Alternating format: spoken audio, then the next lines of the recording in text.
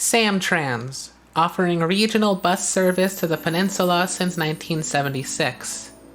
El Camino Real, the peninsula's major arterial road and part of State Route 82. The El Camino part goes north to Daly City, where it becomes Mission Street, and south to Santa Clara, where it becomes the Alameda.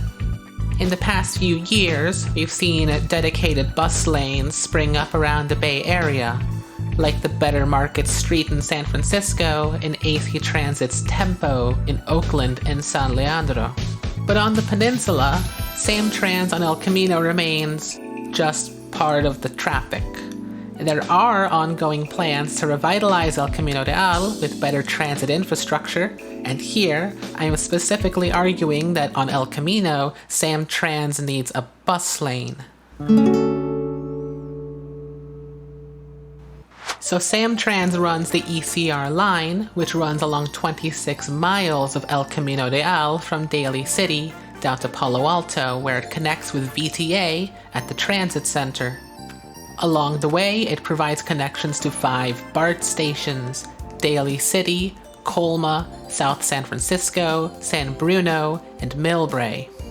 It then goes directly to, or very near, the Caltrain stations of Millbrae, Hillsdale, Belmont, San Carlos, Redwood City, Menlo Park, and Palo Alto, all the while going adjacent to many major peninsula downtowns. So with that many connections, it's not surprising that ECR has the highest level of service in the system, with ridership only increasing as time goes on. Combine this with the fact that there are a few other routes that will occasionally ride along El Camino too, and it starts to become clear that this road would benefit the most from giving their buses their own lane. In its current state of being mixed in with the cars, the ECR line takes 2 hours to travel from end to end. During peak hours, that time increases to 2.5 hours. Those same peak hours are also the times most people will be needing the bus. And the people riding Samtrans are overwhelmingly likely to be low income compared to the riders of the connecting rail lines, BART and Caltrain. The effects of this are noticeable as most people working along the El Camino corridor drive alone to their jobs. Mass transit is a much more efficient and eco-friendly way of getting people around. This is why cities around the world are moving in this direction in the face of uncontrollable car traffic and a changing climate, one that is becoming increasingly hard to ignore in California. And yet, for many long stretches, El Camino goes on with multiple car lanes that all get congested anyways from the heavy traffic demands of the Bay Area. With this much width, it would not be much of a sacrifice to cars to dedicate only a couple of those lanes for more efficient modes of transportation.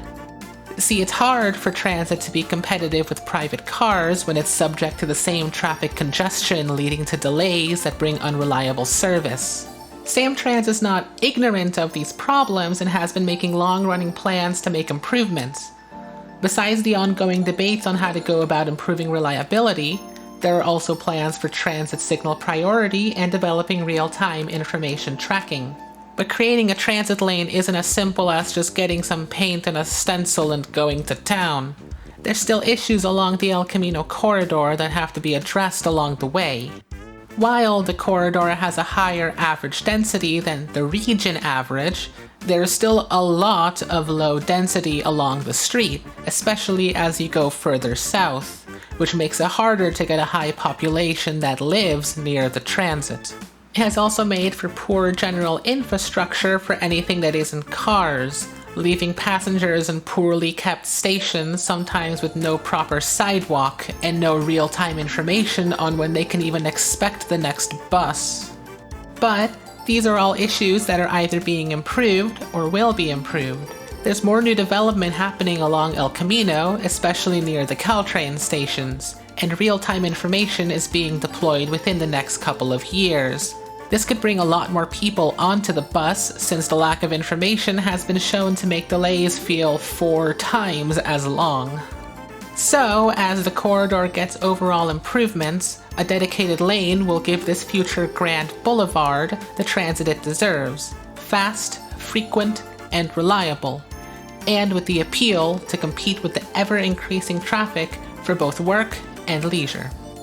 Now, we don't get such transit improvements on good hopes alone. It is up to the people in the area to advocate and campaign for the city governments and the transit boards to commit to these plans. This video can hopefully be part of that. Even if Samtrans is not your local bus service, keep an eye out for your local transit board meetings to see what changes you can help fight for. Until then, happy riding, everyone.